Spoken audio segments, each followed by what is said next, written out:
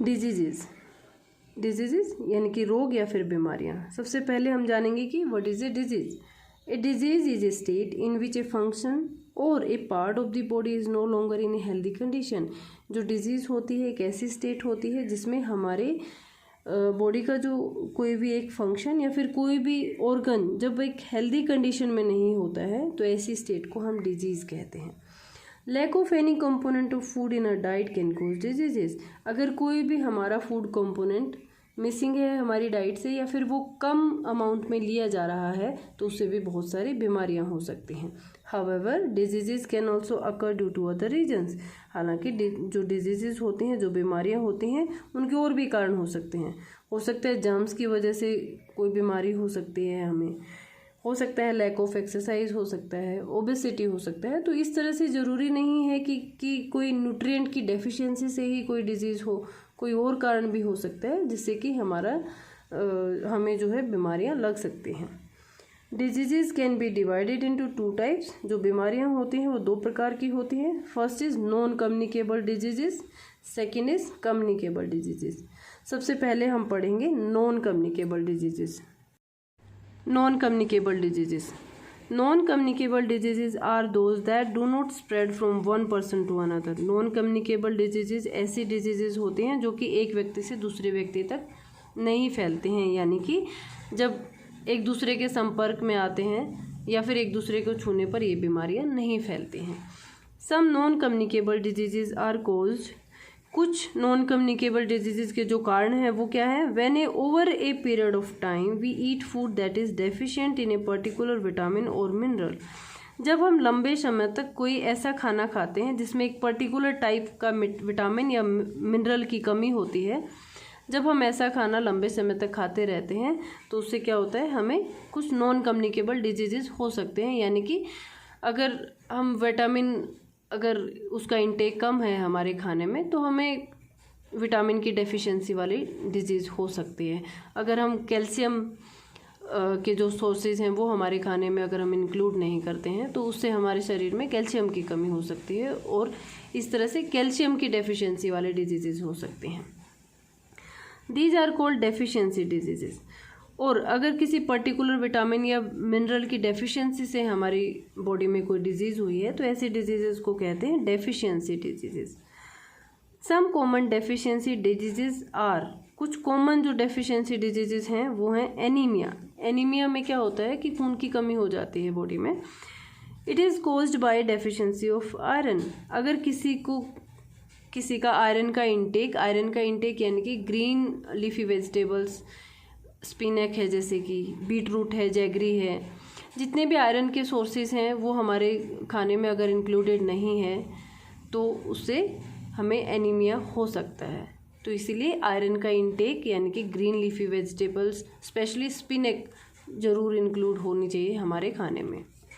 Next है berry is caused by deficiency of vitamin B. अगर किसी को विटामिन बी की कमी हो गई है किसी की बॉडी में तो उसे बेरी नाम का रोग हो सकता है। ठीक है। नेक्स्ट है रिकेट्स क्या है? Rickets caused by deficiency of vitamin D.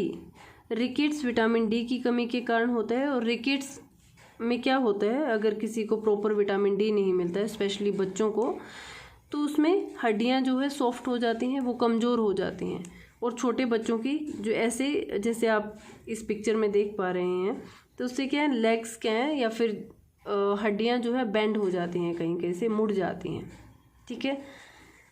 Goitre caused by deficiency of iodine की कमी के कारण गोइटर नाम का रोग हो जाता है। गोइटर में क्या होता है कि जो आपकी गर्दन होती है वो स्वेल कर जाती है, वो सूज जाती है। जैसे कि पर्सन सफरिंग फ्रॉम गोइटर, इस पिक्चर में दिखाया गया है। जो गर्दन का जो पार्ट है ये स्वेलिंग वाला पार्ट है। ठीक है। और कई बार आपको जो नेक होती है उसमें स्टिफनेस भी बहुत फील होती है या फिर कफिंग का इशू भी आता है, खांसी भी हो सकती है। Most deficiency diseases can usually be treated by eating foods rich in that particular food component for a few months. जो ज़्यादातर जो नॉन कम्युनिकेबल या फिर जो डेफिशिएंसी डिजीजेस होती हैं उनकी ट्रीटमेंट क्या होती है by eating food rich in that particular food component for a few months. कुछ महीनों के लिए जिस पर्टिकुलर फूड कंपोनेंट की डेफिशिएंसी हुई थी उससे रिच अगर कोई फूड खाते हैं कुछ महीनों के लिए, तो धीरे धीरे वो डेफिशिएंसी क्या है, पूरी हो जाती है हमारी बॉडी में, और इस तरह से वो उसका ट्रीटमेंट हो जाता है डेफिशिएंसी डिजीज़ का। इन सीवियर डेफिशिएंसी, जब डेफिशिएंसी बहुत ज़्यादा है, कमी है, तो फिर क्या होता है, मेडिकल ट्रीटमेंट इज़ गिवन। उस कंडीशन में मेडिकल ट्रीटमेंट दी जाती है। जैसे किसी को विटामिन सी की अगर बहुत ज़्यादा सीवियर डेफिशिएंसी है तो विटामिन सी की गोलियां दे दी जाती हैं। अपार्ट फ्रॉम डेफिशिएंसी डिजीज़ के अलावा there are other non communicable disease. कुछ और नॉन कम्युनिकेबल डिजीज़ भी हैं, जैसे एलर्जीज़, ओबेसिटी एंड अस्थमा। कुछ और भी नॉन कम्युनिकेबल डिजीज़ होती हैं जो कि डेफिशिएंसी के कारण नहीं होती हैं, जैसे कि कुछ है एलर्जीज़ में जैसे कि किसी किसी को मिल्क या मिल्क प्रोडक्ट से बहुत ज़्यादा एलर्जी होती है, या फिर कोई ग्लूटेन से एलर्जिक होता है। तो इस तरह की कुछ कुछ डिजीज़ होती हैं। ओबेसिटी यानी कि मोटापा। जो ओबेसिटी होती है वो किसी भी डेफिशिएंसी के कारण नहीं होती है, बल्कि फैटी फूड्स के एक्सेस इनटेक के कारण होती है। जो अस्थमा क्या है, ब्रीदिंग रिलेटेड प्रॉब्लम्स के कारण होती है। Excess intake of fats and lack of exercise can cause obesity. अगर कोई फैटी फूड्स बहुत ज़्यादा उसका इनटेक लेता है, बहुत ज़्यादा खाता है, और एक्सरसाइज की कमी है, यानी कि कोई भी फिजिकल एक्सरसाइज नहीं करी जाती है, तो उससे ओबेसिटी होती है। Obesity can lead to serious diseases, और ओबेसिटी से और सीरियस बीमारियां हो सकती हैं, जैसे कि डायबिटीज़ एंड हार्ट डिजीजेस। ठीक है, diabetes and heart diseases are also non communicable diseases. जो डायबिटीज़ है और जो हार्ट से रिलेटेड जो डिजीजेज होती हैं वो सारी की सारी नॉन कम्युनिकेबल डिजीजेज होती हैं। अब नेक्स्ट है कम्युनिकेबल डिजीजेज। कम्युनिकेबल डिजीजेज कौन सी होती हैं? Communicable diseases are those that can spread from one person to another. जब एक व्यक्ति से दूसरे व्यक्ति को जब बीमारी फैल जाती है तो ऐसी बीमारियों को क्या कहते हैं? कम्युनिकेबल डिजीजेज कहते हैं। Communicable diseases can be spread by a variety of organisms called germs. जो कम्युनिकेबल डिजीजेज होती हैं वो किसके थ्रू स्प्रेड होती हैं? वो जर्म्स के थ्रू स्प्रेड होती हैं। जैसे एक दूसरे के जब कॉन्टैक्ट में लोग आते हैं और अगर किसी एक को कम्युनिकेबल डिजीज़ है तो उससे एक से दूसरे को वो जर्म्स फैल जाते हैं और इस तरह से ये बीमारी फैल जाती है। When an infected person coughs और sneeze, the germs are released into the air and can infect a healthy person. जब कोई भी इन्फेक्टेड पर्सन है जिसको कफ या खांसी हुई है, तो ऐसे टाइम पे वो खांसता है या फिर स्नीज करता है यानी कि छींकता है, तो जर्म्स होते हैं वो हवा में चले जाते हैं and can infect a healthy person. और जो जर्म्स जो हवा में किसी के खांसने या छींकने से जो चले गए हैं उनसे कोई भी एक हेल्दी जो इंसान होता है जो पहले से इन्फेक्टेड नहीं है वो इन्फेक्ट हो सकता है। Sharing an infected person's towels and clothes can also spread germs to a healthy person. अगर कोई भी इन्फेक्टेड इंसान है यानी कि किसी को कुछ बीमारी हुई है और अगर उसका टॉवल या फिर कपड़े यूज़ करते हैं तो उससे भी कोई भी हेल्दी इंसान इन्फेक्टेड हो सकता है, यानी कि उसको भी वो बीमारी हो सकती है। सबसे जो कॉमन जो कम्युनिकेबल डिजीज़ है वो कफ एंड कोल्ड है। जनरली आप क्लास में भी देखते होंगे बच्चे अगर किसी को खांसी या फिर जुकाम है तो उससे दूसरे बच्चों को भी लग जाती है। तो कफ एंड कोल्ड बहुत कॉमन है कम्युनिकेबल डिजीज़ में। Some insects like flies sit on human excreta and garbage which contains germs. जैसे मक्खियाँ हैं इधर उधर गंदगी पर बैठती रहती हैं तो उनके पैरों में जो है वो जर्म्स क्या हैं वो लग जाते हैं। The same flies can sit on food stuffs and spread दो जर्म्स। जब भी कभी वो खाने की चीज़ों पर ऐसी मक्खियाँ बैठ जाती हैं जो गंदगी से उड़कर आकर खाने की चीज़ों पर बैठ जाती है तो उससे क्या होता है? Eating food and water having the germs can cause diseases like typhoid and cholera. जब मक्खियाँ जर्म्स छोड़ देती हैं खाने की चीज़ों पे, ऐसा खाना खाने से और ऐसा पानी पीने से जिसमें जर्म्स हैं तो उससे टाइफाइड और कोलेरा जैसी बीमारियाँ होती हैं। Malaria and dengue are diseases caused by mosquito bites. मच्छरों के काटने से मलेरिया और डेंगू जैसी बीमारियां होती हैं। When A mosquito bytes a person infected with malaria जब भी कोई मच्छर ऐसे इंसान को काटता है जिसको मलेरिया हुआ है, यानी कि इन्फेक्टेड विद मलेरिया है, it sucks in malaria germs, वो जो अलोंग विद द ब्लड, जब वो खून चूसता है तो जो मलेरिया के जर्म्स है उनको भी चूस लेता है। When the same mosquito bytes A healthy person, that person can get infected with malaria. और जब वह सेम मच्छर, जब वही मॉस्किटो होता है और जब वो किसी हेल्दी पर्सन को बाइट करता है, यानी कि काट लेता है, तो उससे जो मलेरिया के जर्म्स हैं उस हेल्दी पर्सन के ब्लड में चले जाते हैं और उससे जो वो हेल्दी पर्सन है उसको मलेरिया हो जाता है। ट्यूबरोक्लोसिस यानी कि TB, chicken pox and common cold are some other communicable disease. TB है, चिकन पॉक्स है, कॉमन कोल्ड है, वो कुछ बहुत कॉमन जो हैं वो कम्युनिकेबल डिजीजेस हैं। नेक्स्ट है डिफरेंस क्या है कम्युनिकेबल डिजीजेज और नॉन कम्युनिकेबल डिजीजेज में। सबसे पहले उनका मीनिंग क्या है। These diseases can spread from one person to another, यानी कि कम्युनिकेबल डिजीजेज वो होती हैं जो एक इंसान से दूसरे इंसान को फैलती हैं। नॉन कम्युनिकेबल डिजीजेज वो होती हैं this diseases do not spread from one person to another, जब एक व्यक्ति से दूसरे व्यक्ति को जब ये बीमारियां नहीं फैलती हैं तो ऐसी बीमारियां होती हैं नॉन कम्युनिकेबल डिजीजेज। जो कम्युनिकेबल डिजीजेज होते हैं, communicable diseases are spread by germs, जो कम्युनिकेबल डिजीजेज होती हैं वो स्प्रेड होती है जर्म्स के थ्रू। Non communicable diseases are not spreaded by germs.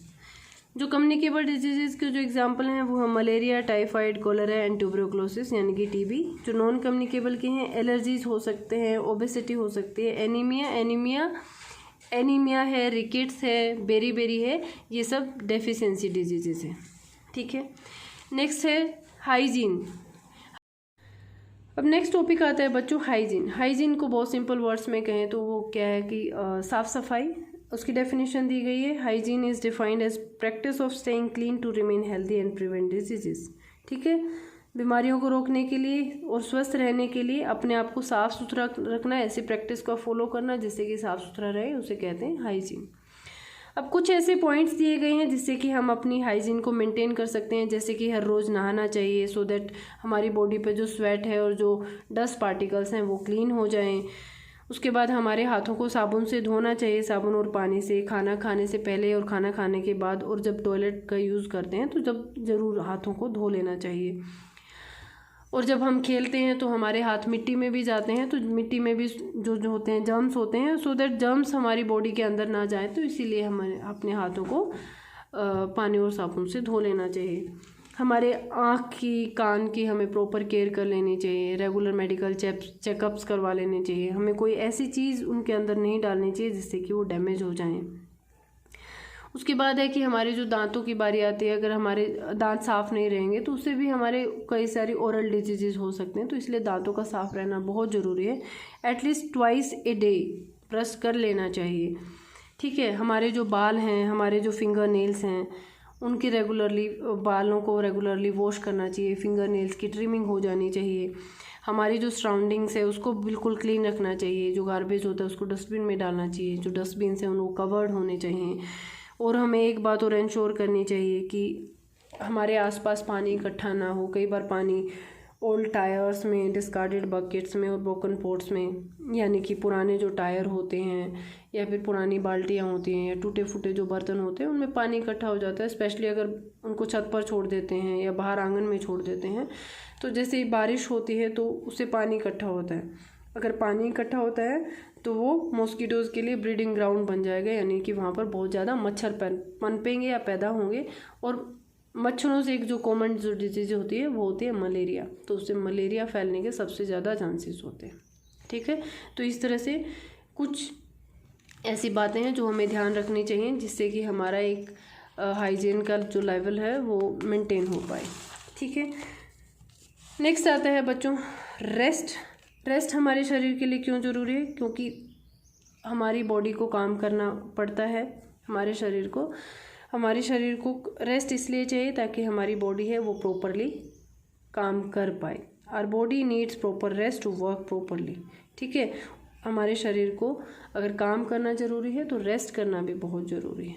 ठीक है, अगर हमें काम करना है तो उसको शरीर को रेस्ट देना बहुत ज़रूरी होता है।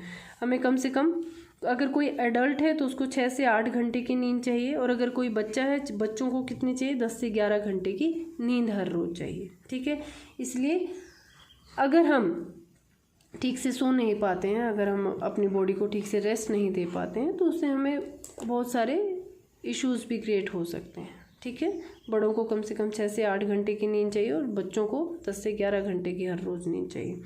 उसके बाद आता है एक्सरसाइजेज। अब एक्सरसाइज किस लिए चाहिए, किस लिए ज़रूरी है? Exercise is essential for good health. अच्छी सेहत के लिए एक्सरसाइज यानी कि व्यायाम बहुत ज़रूरी है। Many physical activities like walking है, running, cycling and swimming help to exercise our body. Walking है, रनिंग है, साइकिलिंग है, स्विमिंग है, इस तरह की एक्सरसाइजेज हैं जो हमारी बॉडी को हेल्दी रखने में बहुत हेल्प करती हैं। Regular exercises improves blood circulation and helps us stay fit. अगर हम रेगुलरली एक्सरसाइज करते हैं तो उससे हमारी बॉडी में ब्लड सर्कुलेशन, जो ब्लड का जो सर्कुलेशन है वो बिल्कुल ठीक रहता है। और अब नेक्स्ट है पोस्चर। पोस्चर बहुत इंपॉर्टेंट है हमें हेल्दी लाइफ जीने के लिए, कि हमारा पोस्चर कैसा है। पोस्चर किस टाइम पे? सिटिंग यानी कि बैठे हुए, स्टैंडिंग यानी कि खड़े होते हुए, और वॉकिंग यानी कि चलते हुए। यानी कि हमारी बॉडी की पोजीशन कैसी है, बैठे, जब आप बैठते हैं, जब आप खड़े होते हैं, और जब आप चलते हैं।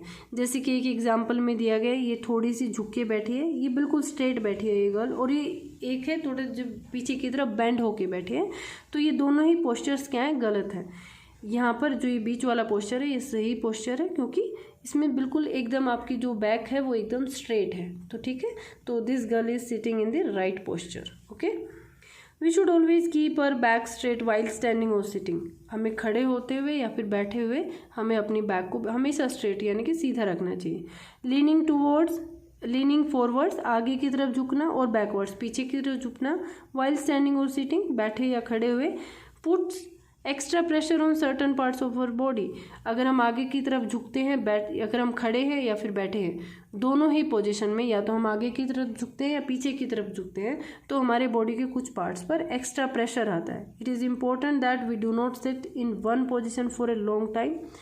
यह भी बहुत इंपॉर्टेंट है कि हमें एक ही पोजीशन में बहुत देर तक नहीं बैठना चाहिए, but keep shifting our body position, बल्कि हमारी बॉडी की पोजीशन को क्या है, उसको चेंज करते रहना चाहिए, एक ही पोजीशन में लगातार नहीं बैठना चाहिए।